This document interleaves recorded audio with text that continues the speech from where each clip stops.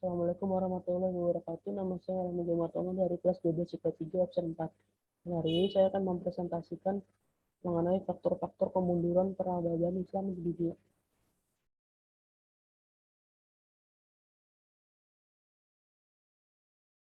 Analisis dan evaluasi faktor-faktor kemunduran peradaban Islam di dunia.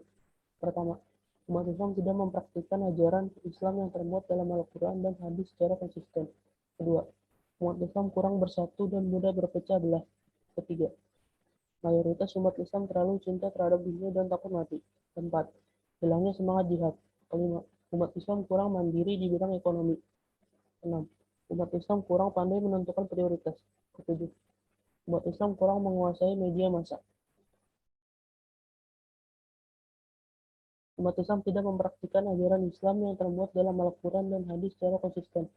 Tidak ada kata kunci yang dapat berarti bagi umat Islam dalam mewujudkan keinginan untuk meraih kemajuan, kecuali harus kembali kepada Al-Quran dan hadis. Kata Al-Quran dan hadis yang dapat mengangkat harkat dan martabat kaum umat Islam, meneguhkan keyakinan kaum muslimin dalam melawan musuh-musuhnya, dan mengangkat suatu kaum dan merendahkan kaum yang lain.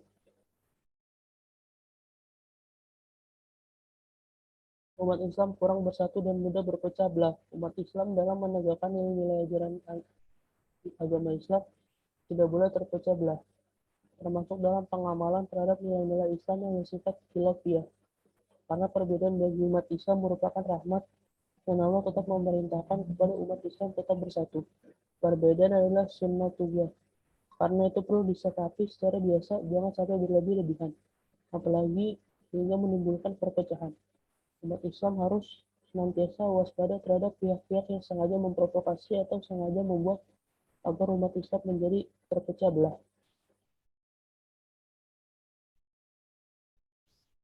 Mayoritas umat Islam terlalu cinta terhadap dunia dan takut mati. Pada era modern seperti sekarang ini, banyak umat Islam yang terjangkit penyakit tuan, yaitu sebuah penyakit yang melanda umat Islam dalam bentuk cinta kepada dunia dan takut pada kematian. Terbukti ketika meninggalkan pekerjaan sedikit saja merasa banyak kerugian, dan ketika badan merasakan sedikit sakit mulai terburu-buru untuk berobat karena takut apabila mati. Padahal hakikat yang memberikan kesembuhan yang segala jenis penyakit hanyalah Allah Subhanahu wa Ta'ala, dan kematian pasti akan menghampiri kepada setiap makhluk yang bernyawa. Bahkan kematian datangnya secara tiba-tiba atau mendadak. Hilangnya semangat jihad. Pengertian jihad pada era modern perlu lebih diarahkan perang melawan tiga musuh Islam. Menurut Salah Abdul Qadir Al-Bakri dalam buku Al-Quran dan Pemindahan Islam, mengatakan tiga musuh Islam yang perlu diperangi secara bersama-sama saat ini adalah perang melawan kebodohan, kemiskinan, serta keterbelakangan. Tiga musuh Islam ini harus diperangi secara serius sehingga umat Islam tidak menjadi bodoh, karena orang yang bodoh hidupnya akan menjadi miskin dan orang yang miskin hidupnya menjadi terbelakang. Tujuan dalam berjihad memerangi tiga musuh Islam ini adalah agar umat Islam menjadi umat yang pandai, kaya, dan berkemajuan sehingga umat Islam menjadi umat yang kuat, dan Allah Subhanahu wa Ta'ala lebih mencintai umat Islam yang kuat.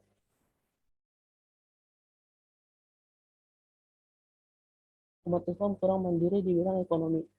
Agama Islam memerintahkan kepada umat Islam agar memiliki etos kerja tinggi dan melarang umat Islam bersikap pemalas. Dua prinsip Islam terhadap etos kerja tinggi harus dipahami, disadari, dan diamalkan oleh setiap umat Islam agar umat Islam tidak menjadi umat yang lemah, baik lemah iman dan Islam. Lemah ilmu dan lemah ekonomi, dua prinsip yang harus dijaga. Pertama, umat Islam terhadap pekerjaan harus bersifat gayung bersambut. Kedua, umat Islam harus rajin dan tekun dalam beribadah dan bekerja.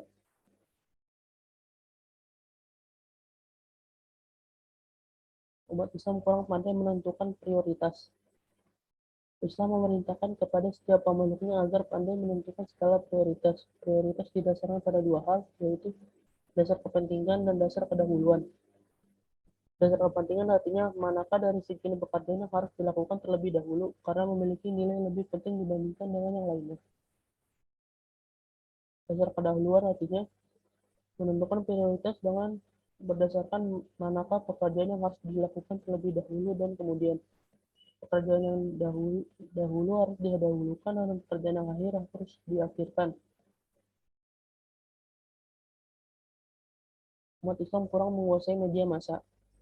Untuk memiliki keterampilan menulis di media massa di samping itu perlu juga secara terus-menerus harus didukung dengan kegemaran membaca. Seorang penulis yang tidak gemar membaca seperti buku dan sumber bacaan lainnya, bobot tulisan menjadi kurang berkualitas. Tulisan yang tidak berkualitas mengundang seseorang kurang berminat untuk membacanya. Karena itu, umat Islam harus gemar membaca dan menulis sehingga secara bertahap dapat menghiasi media massa dengan tulisan-tulisan yang selalu up to date dan selalu sesuai dinamika zaman. Faktor-faktor penyebab kemunduran peradaban Islam di dunia. Pertama, merebaknya budaya taklid buta. Kedua, pembiasaan antara yang hak dan yang batil. Tiga, terjadinya perhelatan yang kuat antara ilmu filsafat dan ilmu tasawuf. Hikmah dan manfaat dari mempelajari faktor-faktor penyebab kemunduran peradaban Islam di dunia. Pertama, pentingnya menerapkan pola hidup sederhana. Kedua, menjadikan dunia sebagai fatamorgana dalam kehidupan. Tiga, menegakkan secara disiplin terhadap amar ma'ruf nahi mungkar. Terima kasih sudah menonton, kurang lebihnya mohon maaf. Wassalamualaikum warahmatullahi wabarakatuh.